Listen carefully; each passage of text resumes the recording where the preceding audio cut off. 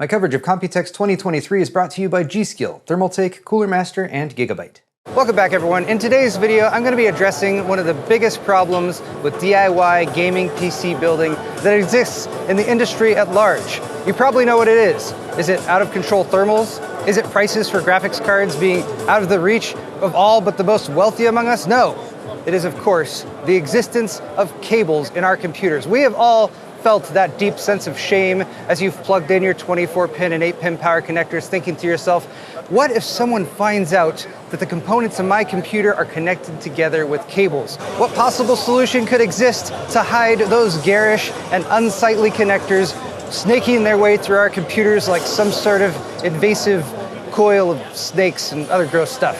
Well, thankfully, a select few vendors here at Computex 2023 have discovered some solutions to this deep, serious problem that so many gamers have, and I'm going to be sharing those with you today.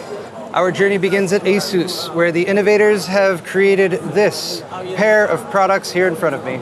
The revolutionary pair of products in front of me match together, which means you can only use them together, at least if you buy this graphics card, because it has not just a PCI Express connector on the bottom, but also this extra edge connector, which slots into a very specific slot on this tough gaming hidden connector concept motherboard.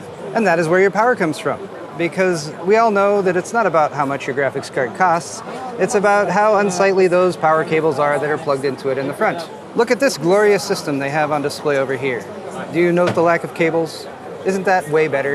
Isn't that way better than like making the graphics card cheaper or faster or more functional in any way? They're affectionately calling this the NVIDIA GeForce RTX 4070 BTF, which is Back to Future Edition, because of course, all that stuff, not just the connectors for your power for the GPU, which are available in triple 8-pin PEG connectors, or a single 16-pin 12VH power connector, that can provide 600 watts. These three can go up to 450 watts. But of course, in a continuing mind-bending trend, all of the connectors for the motherboard themselves have been moved to the back of this motherboard. Now, never mind about compatibility issues, figuring out whether or not it can slot into a case, figuring out whether or not it's going to mess with your upgrade path to invest in a system which might not have widespread adoption in the industry. No. Those of us who know how much cables in computers suck know that it is well worth giving up those features in order to be able to not have stupid cables plugged into our graphics card. Now, because this is a concept, they may or may not actually bring it to market, so we need to give them feedback. We need to give them our support, full and wholehearted support, that cables suck. We never want cables in our computers ever again. You might be under the mistaken impression that having a nice set of sleeve cables really finishes off a build, adds a pop of color, maybe even provides a secondary industry of nice people who make those sleeve cables for us. Custom, handcrafted cables. No, those all suck, and we don't want those anymore. What you're looking at is the future, my friends.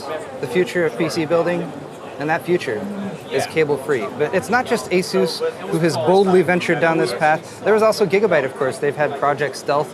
And never mind that the first generation of Project Stealth had such poor cooling that it was actually just completely lambasted by Linus Media Group. We all know that PC building isn't about convenience, upgradability, and flexibility. PC building is about how nice your computer looks once it's all put together. Performance, who cares? Being able to slot in the latest and greatest hardware when you're in need of an upgrade, that doesn't matter either. What we really care about is getting rid of those fucking cables. I hate them. Correct. I'm being a little sarcastic in this one. But anyway, if I haven't been clear so far, I'm a little bit sour, I think, at this point on this whole hide the cables thing, put the connectors behind the motherboard thing. I'll be honest, I don't see a lot of practicality and a lot of functionality to it. In particular with the setup here, it's not like you suddenly don't have to plug in cables anymore. You just plug them all in behind the motherboard tray rather than in front of the motherboard. So I don't even see a lot of particular ease of use or solving that problem of cable management for new builders. And yet, as the past 2 or 3 years have progressed, we have seen more and more manufacturers coming out with these motherboards with the plugs on the back. And I'll be honest, there might be some functionality, some practical use to it. For example, over at Thermaltake, we saw an ASUS Tough motherboard, which I'm giving a hard time here, in a Thermaltake case that had an M.2 slot accessible on the back. That's good. That's useful. Upgrade your M.2 storage without having to remove your graphics card. that is a functional upgrade in my personal opinion. But in contrast to my other video where I was talking about big ass coolers here at Computex 2023, which might be slightly bulky and cumbersome, do provide a functional upgrade to your system that increases performance.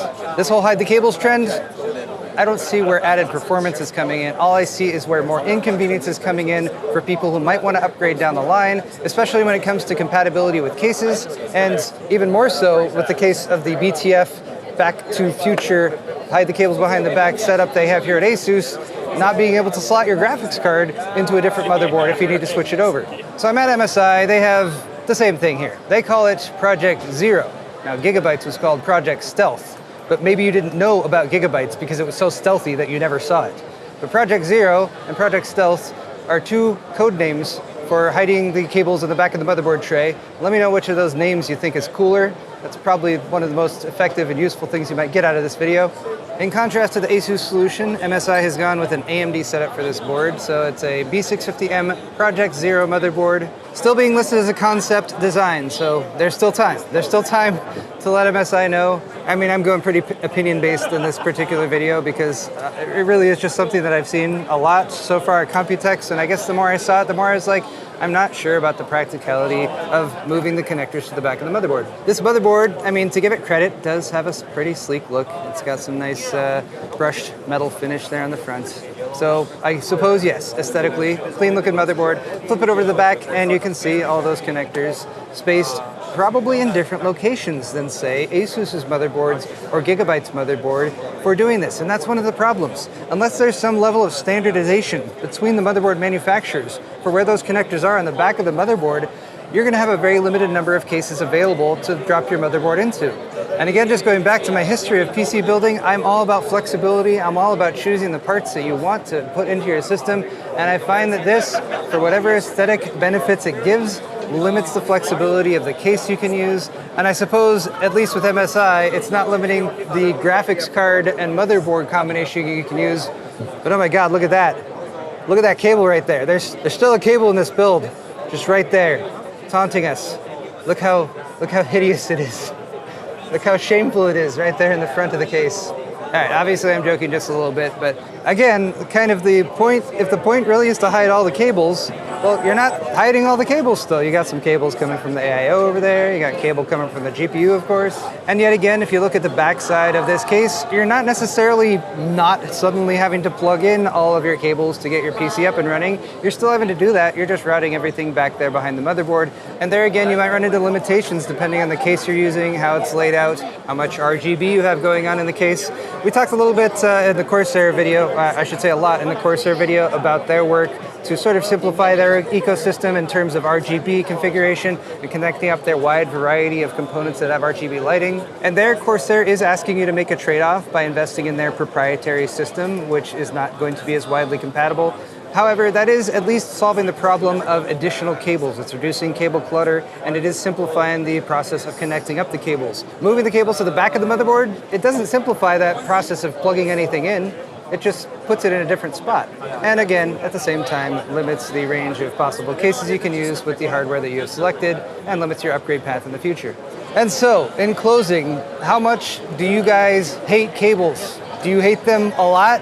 Are you ashamed of the cables in your PC and you would do anything possible to hide them, including investing in completely new hardware that might not have as wide compatibility as the other hardware that you already have in your system? In my personal opinion, cables are okay, and even with the right sleeving, with the right custom set of modded cables or sleeve cables or cable replacements for a power supply, can be that nice finishing touch on a build that adds a pop of color, a bit of personality, maybe some texture in there that you weren't able to get otherwise. Also, in the case of cable extensions, something that's easily swappable. Modular. Again, flexibility with your build so that you can build it in the way you want. And yes, maybe you want that super clean look with zero cables at all. And if you do, let me know in the comments section down below. Maybe I'm completely off base with my opinion that I've developed over the course of the week with this whole hide the cables thing. But one of the things I did see today that I thought was really cool that won a Computex Best in Show award is the ASUS Matrix RTX 4090. Essentially the fastest RTX 4090 on the market, according to them, with the 360mm all-in-one liquid cooler integrated. And I'm sure lots of additional features that JJ would be able to rattle off right now, but he's not here. But guys, that's gonna wrap it up for this video. If you'd like to watch something slightly more positive, check out my video on big ass coolers here at Computex, because that was a fun one too. But thank you for watching this video, and a big thank you to my sponsors for Computex 2023, Gigabyte, Thermaltake, Cooler Master, and G-Skill. I do have more videos coming at you real soon, so hit the thumbs up button, subscribe if you're not already, and we'll see you in the next one. Matrix. I did it. Okay. I covered the Matrix, Kyle. All right, make sure. The Matrix has you. Wait, I'm not focused. Bit of glitch. It's a glitch in the Matrix.